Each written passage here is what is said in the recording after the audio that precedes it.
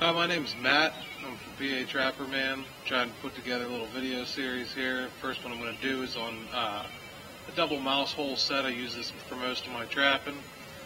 I'm doing it in my yard. My cameraman is myself, so I'm not sure how it's going to turn out, but we're going to give her a go around. So I'm going to get right into it. Alright, the first thing I'm going to do is go over a little bit of trapping equipment. To the right, there's a set of two 24-inch rebar stakes, and below them right here is a Duke 1.5 coil spring trap. It's not dyed, it's not ready. I just picked it up at a trapping school that I attended to see if I couldn't pick up on some more information. I have a kneeling pad there, that's the camo thing, a set of clean gloves that I wash with my hunting stuff and use scent away soap on so they don't have any odors. My sod buster 3-pound hammer, a sifter, a coffee can full of some dry dirt that I collect in the fall, and a little hand broom type thing, I guess you could say, and I'll show you what that's used for later. Alright, now that I got my trap bed dug, I just want to show you how the trap fits in there. You always take your chain and swivel it around, and if you look real close here, you can see the top of my stake. I always put my stakes at 6 o'clock because that loose jaw doesn't have anything that supports it, so I support my loose jaw on top of my trap. So when I fit this down in there, I want to make real sure that that loose jaw kind of just fits right there on top of that trap pin stake, just like that. It's not much bigger than the trap itself, so I did a pretty good job on the trap bed.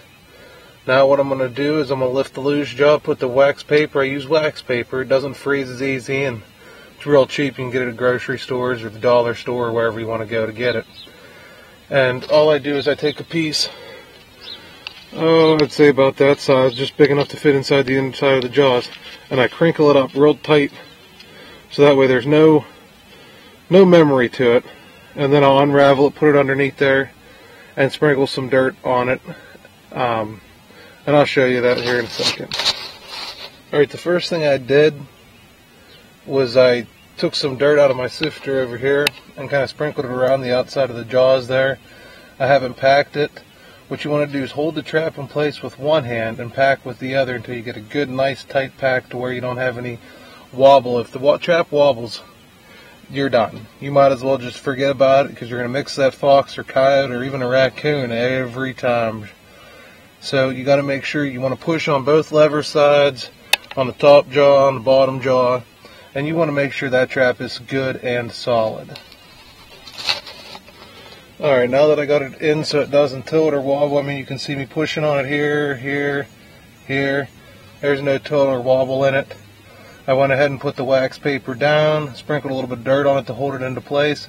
Now what I'm going to do is take some of the dry dirt I have here in my coffee can that I collected beforehand, sprinkle it all over the top of it, and what I'm going to do is I'm going to go ahead and find my trap pan again, just because I like to know where it's located at, and I'm going to go ahead and put my double mouse holes in now.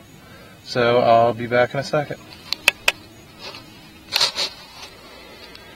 Alright, you can see my trap pan there in the center. It's the white piece of wax paper that's covered it, and you can see I've already made my two mouse holes. So it's just two punch holes back at an angle. This one angles back that way, and then this one angles back that way. So if the fox comes in this way, he has to work it over top of the trap, same as if he comes in this way, he has to work it over top of the trap. As far as depth goes, that's what the other trapper stake's for. I just take it and I go down in there pretty good. I mean, I don't want him weaseling his way around, and then I just ream it out pretty good, and I did the same thing to the other one. Now I'm going to go ahead and cover up the rest of the trap pan and smooth everything off, and it'll be done. Alright, now that trap is completely done. All I'd do now is, if I wanted to, I could take some lure and put it down this hole, maybe a little bit of bait and put it down this hole. I put a big piece of grass that I dug up from my trap bed, protecting my loose jar. What that does is it kind of funnels the animal through your set. But not only that, if something comes up from this direction, if he's a big coyote or something, he can't stand here, so he has to stand up here, and I've got him in my trap.